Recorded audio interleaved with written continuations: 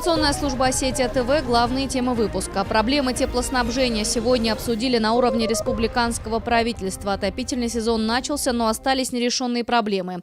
Не все энергосберегающие организации получили паспорта готовности к началу осенне-зимнего периода. Осетинский ополченец Алан Мамиев вместе со своими друзьями отправился на юго-восток Украины. Из-за очередного возможного нападения добровольцы вновь едут в Новороссию. Во Владикавказе открылась выставка бывшего министра культуры Северной Осетии. На экспозиции представлены редкие фотографии, книги и статьи, раскрывающие историю деятельности Георгия Черчесова на разных государственных постах. Эти и другие темы далее подробно. Отопительный сезон в Северной Осетии официально стартовал, однако не все объекты готовы к осенне-зимнему периоду. Сегодня об этом говорили на заседании республиканского штаба. Заместитель председателя правительства Константин Габисов доложил, что все подготовительные работы на сегодняшний день выполнены на 100%. Однако есть недоработки. Из 12 теплоснабжающих организаций республики только 9 получили паспорта готовности к отопительному сезону. 15 ноября – крайний срок, когда нужно получить соответствующий документ. Кроме этого, республиканским министерствам и ведомствам, а также администрациям районов и Владикавказа нужно обеспечить резервными источниками электроснабжения школы, больницы и детские сады. Перед тем, как отопительный сезон стартовал, специальная комиссия проверила более 300 котельных. 11 из них находятся в подвальных помещениях. Это не соответствует федеральному закону. Необходимо проблему решить. Глава республики Таймураз Мамсуров сказал, что ведомства должны работать сообща и максимально быстро устранять все неполадки. Здесь на совещаниях можно угрожать друг другу, а при остановке работы котелен это надо было делать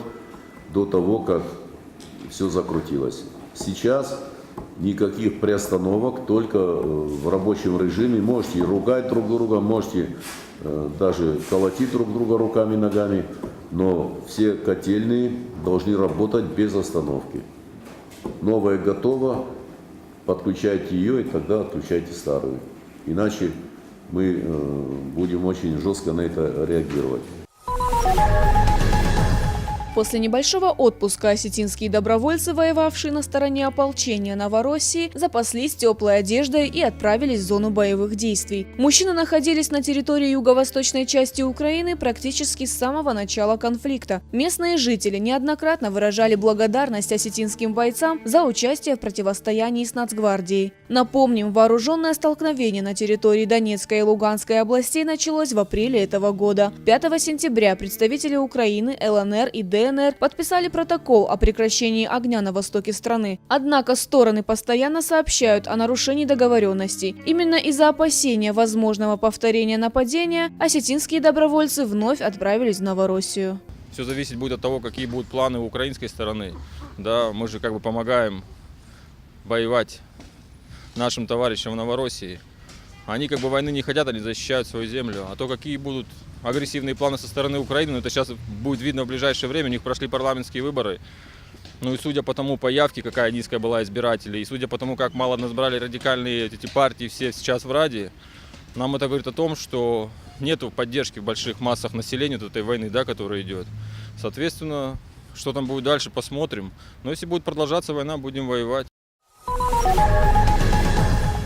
Ведущие эксперты в области медицины Кавказа и других регионов России встретились в Северной Осетии на 4-й научно-образовательной конференции кардиологов и терапевтов. В этом году она приурочена к 75-летию Северо-Осетинской государственной медицинской академии. В течение 2 дней лучшие медики России поделятся профессиональным опытом и обсудят ключевые проблемы кардиологии и терапии. Подобные встречи необходимы для выработки оптимальных путей противостояния социально значимым заболеваниям. В научную программу Конгресса включены лекции, секционные занятия и стендовые доклады. Свои лучшие работы в рамках конференции представят молодые ученые. Основная цель его состоит как раз в том, чтобы донести до практических врачей то новое, что сейчас за последнее время появилось. А информации появляется очень много, новой информации. Практическому врачу просто невозможно, конечно, угнаться за всем этим. А вот на таких конференциях, когда выступают эксперты, которые уже в сжатой форме, в аналитическом таком виде подают эту информацию, Это то, что называется непрерывное медицинское образование. Врач должен учиться всю жизнь. Проведение конференции обусловлено ростом социально значимых заболеваний на Северном Кавказе, таких как туберкулез, сахарный диабет, гепатит Б и С. Внедрение новейших технологий и повышение профессиональных навыков врачей – необходимые меры для улучшения медицинских услуг, предоставляемых населению. Ирина Дзабаева, Фатима Макиева, Евгений Маркин, Осетия ТВ. Писатель, сценарист, журналист и драматург. Он внес неоценимый вклад в развитие республики. В Национальной библиотеке открылась выставка, посвященная 80-летию со дня рождения бывшего министра культуры Георгия Черчесова. Экспозиция состоит из нескольких разделов. На ней представлены редкие фотографии, книги и статьи, раскрывающие картину деятельности Черчесова на разных государственных постах, а также на писательском поприще. Особую ценность для библиотеки представляет издание с автографом автора на книге «Заповедь», которое бережно хранят в отделе редкой книги. В выставке приняли участие отдел редкой книги, краеведческий отдел, музей библиотеки. Все предоставили материалы книжные в основном. Во многом помогла жена Георгия Ефимовича, Ольга Геннадьевна. Она нам принесла фотодокументы. На выставке представлены в основном его произведения. Это заповеди, испытания, противоборство.